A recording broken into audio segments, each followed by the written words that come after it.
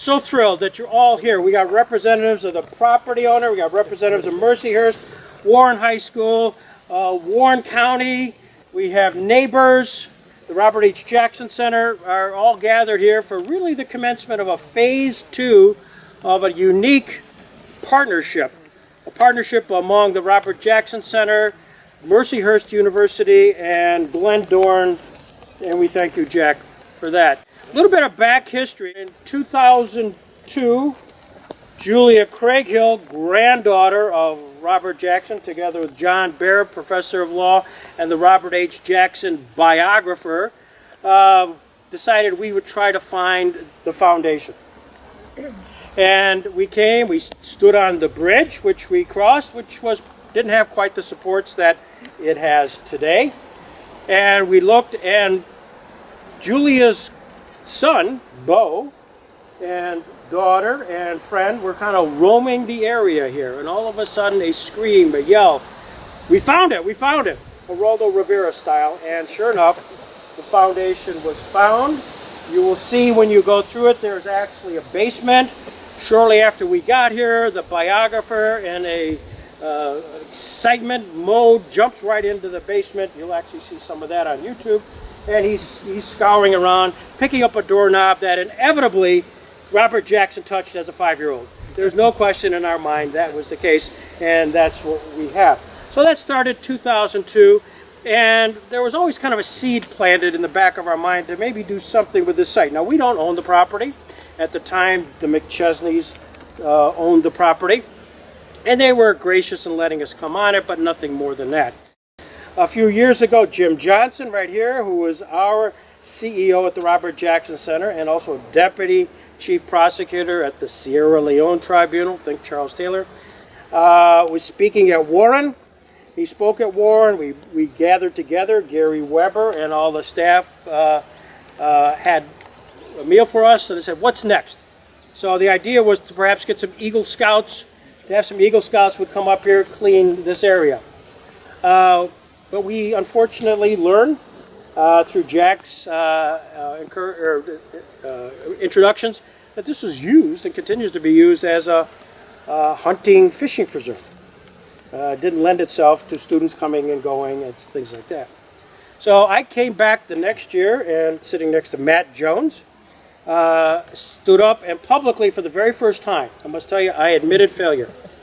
I could not pull it off. What I thought was a great idea, couldn't pull it off. Matt Jones says, well, have you thought about Mercyhurst, this preeminent archaeological institution? They got a great program. And I said, Matt, I called him out. I said, if you write it up, tell me what this is all about, maybe I'll do it. I wasn't sure that was going to happen, but the next day, voila, 2 pages of this is the people to contact. Here's why you should contact them for the good of the Jackson Center. So Dr. Owak was the recipient of the phone call. Thank you for answering. You didn't have to. Next thing you know, we talked in various meetings, including a meeting back here, which Jack organized with Ken Opaka from the Glendorn. Next thing, we actually refound this. It was a jungle. It was an absolute jungle. Some of you, Peggy Morgan, will remember that was an unbelievable. We couldn't find it. Then finally stumbled onto the stones. Then they got mapped out. You know, this was like a crime scene. There was yellow tape all over the place as to what we could cut and not cut. Agreed upon all the parties. And next thing you know, Art Stewart, and I want to make sure that I get this on film, that Art Stewart and his group were amazing to clear this site. I can't tell you what they did and just did last week to make this a reality. So thank you, Art. And here we are today, which is phase 2. Phase 2 is the signing of a memorandum of understanding among the parties. And to Dr. Owak's worked very quickly and efficiently, and to make sure that we have documents to sign today. There are 2 sets of documents. One will be between Mercyhurst and the Robert Jackson Center. Stan Lundin, our chairman, will be signing those. By the way, we're thrilled to have Stan here. And in Mercyhurst, and then there'll be a second document which will be signed between the property owners and Mercyhurst. A quick introduction, because I may have bypassed that, and I'm not going to be able to introduce you all because my memory is like a sieve. So excuse me, but right up front, this is Julia Craighill, granddaughter of Robert Jackson. This is Tom Loftus, grandson of Robert Jackson. This is David Crane, who was the founding chief prosecutor at the Sierra Leone Tribunal. Think Charles Taylor. This is Professor John Barrett, the Robert Jackson biographer.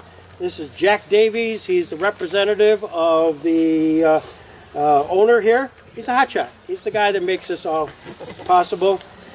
Jim Johnson, as I introduced him earlier, was the former chief executive officer of the Robert H. Jackson Center. Matt Jones, he's the CFO at the Warren District.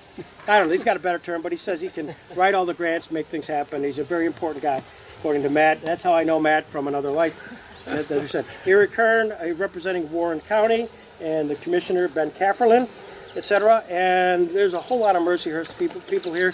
In the back, Peggy Morgan, who is going to be our host at the Deerhead Inn.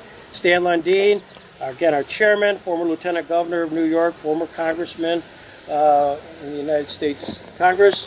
Of all these, Mercyhurst and Miracle Mountain folks are here. We have Donnie Rosie back there, who's somewhere droning us. And most importantly of the whole thing, Rose Pregler. Rose is the intern from Mercyhurst, who's working diligently, so she tells me, this summer on this project, and we'll see the results at some point. So with that, I'm going to stop and introduce Dr. Marianne Olwach, who probably is going to give a little description of the project itself. Well, here today and in the past, one of the things that we're really committed to at Mercyhurst University Department of Anthropology, Archaeology, and Department of History, because Rosie straddles both of those departments, is a commitment to faculty-mentored student research. And so when I had my initial conversation with Greg about this project, I thought, well, this is just perfect for a student research project, faculty-mentored student research project. And we really wanted to identify a student who had a foot in the camp of history, because of course this is the history of the modern period, but also a foot in archaeology, because what we have is not only documents and history and oral tradition, but we also have an archaeological site with foundations and a physical presence and presumably artifacts. And so identifying a student who was a history major and also an archaeology major, anthropology major, was actually quite easy to do. And so we identified Rosie as the person really who would be able to kind of take her academic learning and combine it with a hands-on experience and turn this really into a capstone research experience both in the history department and in anthropology department. And so this is really what we like to do, so it allows our students to transition from students to full-fledged members of a practicing anthropology or a practicing historical discipline. And the Jackson Center was really nice enough to consider our application to be an intern and to work with the actual Jackson Center archive. And so we really felt that this was kind of a marriage made in heaven to fulfill our educational goals as an institution and as our collective departments, but also to learn a little bit more about the life of Robert Jackson through the physical remains of his homestead site, and really to understand what the context was that brought him and his family into being and created really such a remarkable person and who has made such an impact on this country and really the world in terms of his many and varied contributions. So what we really wanted to do was to be able to identify a project that was doable, physically doable, but would reveal a fair amount of information, but that someone could kind of wrap their heads around, that wouldn't overwhelm everyone, that would produce some artifacts and some knowledge that then maybe could be part of a public history project and a public archaeology project at the Jackson Center. So what we really had in mind here, that we really devised on the anthropology archaeology end, was obviously when archaeologists go into the field, we first want to be able to do a survey. So we went to do a ground survey to really map what we have is the visible remains of the homestead site. And also then to do a surface collection. So there are many, if you've noticed and walked around here, many remains on the surface. Historic sites are notable for having a lot of what we would think of as debris and trash, the remains of many lives lived here. And so we wanted to be able to document the structural remains of the evolution of this site, but also the surface remains of life lived. And then if time permits, and depending on what we really find in that surface survey, some maybe targeted subsurface excavations to really answer some specific questions about activity areas and various kinds of activities that may have gone on here that will maybe open up our eyes a little bit to the period in which Jackson's immediate family occupied this site, but also before, to give us a good, strong foundation in history with the site. So really that's our goal here, is to really begin with a surface survey, and then of course the whole archival research that Rosie's really already beginning, that we've had Greg do some wonderful work and has produced some documents, and this is where our history department comes in, of course, assisting Rosie in pulling together and doing some additional investigation. Obviously, oral histories, talking to some of the living relatives of Jackson, but also some of the people who remember being on this site. So these are our lines of evidence that converge to tell us a complex palimpsest story of what happened here in the past, how it ties into Jackson's life, and how we can really understand this as really a seamless link between really past and present. So we're really happy to be a pivotal part of what is, I think, a multifaceted project here. So that's the archaeology part of it and some of the history part of it. Thank you. Let's start with Elijah Jackson, who was from Connecticut and was a Revolutionary War soldier, and in the new nation decided to head west with a buddy named Andrew Evers, and they headed out into the Western Reserve, and they lived in a fort during the Indian Wars, and they didn't love it, so they decided to retreat a little bit to the east, and they picked this spot to stop. Totally gorgeous, beautiful, raw land, but it looks a lot like the next valley over either way, and it's a total mystery why they picked this spot. But this is where they stopped, and they built a log cabin, and they started to clear the land.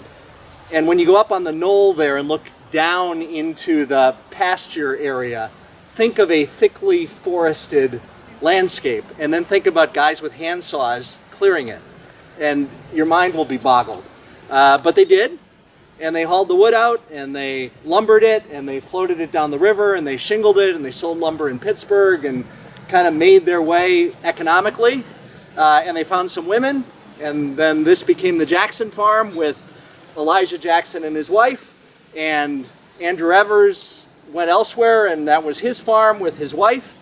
And Elijah had a son named Robert Rutherford Jackson, and in time he had a son named William Eldred Jackson, all born here on the farm. And in time, in 1892, William Eldred Jackson and his wife, Lina Howitt Jackson, had a son, Robert Howitt Jackson, who is the future Supreme Court Justice. The log cabin was somewhere, I don't know where, in these parts, but it was pretty quickly replaced by a New England style, pretty big and beautiful, architecturally sophisticated two-story house that was built on this foundation. There's one over in West Spring Creek that is virtually a match, and so it's a question for the historians, archaeologists, etc., to figure out who built that and when, and could that have been the guy who built this. But if you drive around Litchfield County, Connecticut, which is where Elijah came from, you see a lot of houses today in Connecticut that resemble what he built here in the wilderness. And they had babies in the house, and generation, Robert Jackson and his sisters were born here, his older sister. And then the family left the farm because his father was a man of the 20th century and wanted a little bit of business life and entrepreneurial life, didn't want to be a farmer. And so successor owners came to have this farm. But it was always a place that Robert Jackson loved and always returned to for the rest of his life, sometimes by riding horses from Lakewood over the ridge and down this way, which I don't think was a one-day trip, and then they would camp. Often his daughter Mary, who was also a horse person, and his camping sidekick was part of those trips. Sometimes people came by car, and they camped in the woods here on the, quote, Jackson farm, long after it was still the Jackson farm. In the last summer of Jackson's life, he knew he was dying, He'd had a very serious heart attack in the spring of 1954. His doctors had told him, you know, you got to stop doing everything and really slow down and kind of have almost an invalid life. And he said, I'm 62 years old and, you know, damn the torpedoes. So once they released him from the hospital, he kind of resumed travels and activities, but made a point, because I think he knew his time was short, of going to the spots and reconvening with the people who mattered most. So he went fishing on Ontario with some of his New York State buddies, and he came to Frewsburg where his sister lived and spent time in Jamestown with buddies, and came down here to spend at least an afternoon and maybe camping, I'm not clear on that, but at least an afternoon on the Jackson farm in July of 1954. And a little over 4 months later, he was gone. So this place was, you know, in his DNA, in his bones, and formed a lot of what he was. Rugged, outdoors, individualistic, self-sufficient, kind of an American pioneer.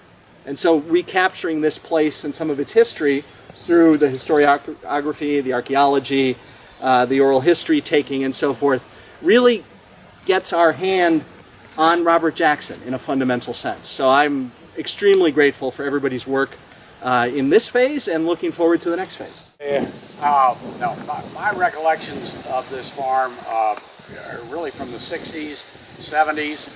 My mother got all of us to come down here and try this out after we'd spent a couple of summer vacations on Chautauqua Lake. And so that was probably 1964. I was starting college. And we camped out here in the field, way out, when Dot and Dick Morton owned this place. And I spent a week, Julia spent 2. My mother and stepfather, Bodie, were really into, you know, basic camping out. No running water, no indoor plumbing, this type of thing. They continued that tradition over on Turner Hill later, which Julia can tell you more about. But they were campers, and it was the same type of camping that my mother would have done with her dad and other family members at times on this farm and in this area in the summer to just get away from it all. So that was my introduction to Spring Creek. I love this area, and but I will let Julia take the floor at this point. Okay. Morning. Beautiful day, Julia Craighill. So in that fateful 1964, which I didn't realize was exactly a decade after Jackson last visited, very interesting, my parents piled at least 2 of us, maybe also my other half-brother Bob, into a Rambler and tents on top around, and we came on up here, said hi to the Mortons, and then proceeded down a road that goes right down there and turned to the right. And when the Rambler got stuck, that is where we decided to set up camp on the side of the hill. And I recall vividly that it was raining, it was miserable, and in fact sleeting. And this was either August 1st or 2nd, right around my birthday. And Mom laughed ruefully and said, you know, welcome to Western New York. So, to Pennsylvania, pardon me. And it was very vivid for me that first year. We rode the horses of the Johnsons across the street. We walked down the road here. We might have at that time visited Miracle Mountain Ranch, maybe subsequent to that. I loved riding horses. My mother was a fabulous equestrian, so that was a lot of fun for me. I do remember one less than ideal moment. Mom, they used to ride their horses to the general store, which I remember as Porter General Store. It doesn't exist anymore. So she was going to recreate that with her 8-year-old daughter, and we walked along the highway all the way there.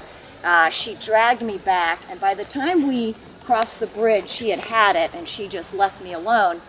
And I walked all along along the road. The path we took was along the side here, crossing the stream, and then back onto the hill. So I vividly remember that walk of shame.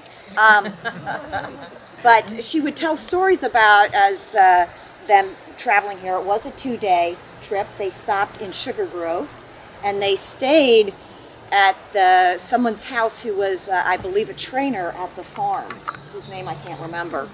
And then they would come over Blue Eye or Eldred to get here.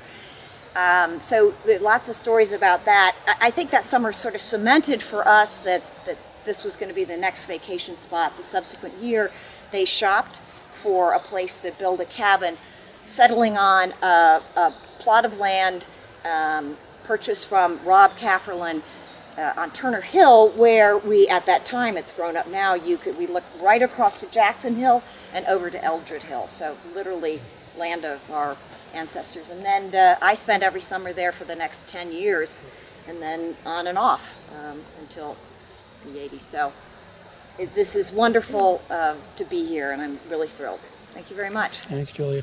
If we can now, I'd like to call up Stan and Dr. Owak, and we could sign that agreement, and then we're going to have the 4 witnesses take the documents after that. Still got to work the next few weeks, though. I mean, don't just rely on those little.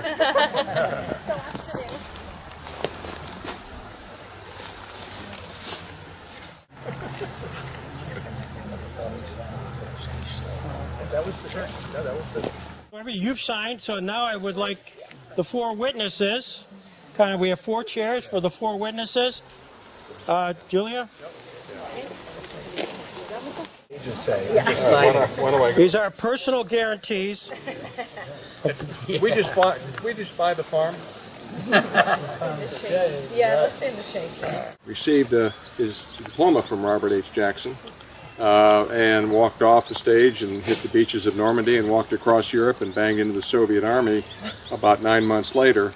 And then, of course, I certainly am not holding myself out to be anything close to Robert H. Jackson, but I did have the privilege of being the second American to be picked as the chief prosecutor of an international war crimes tribunal in West Africa called the Special Court for Sierra Leone.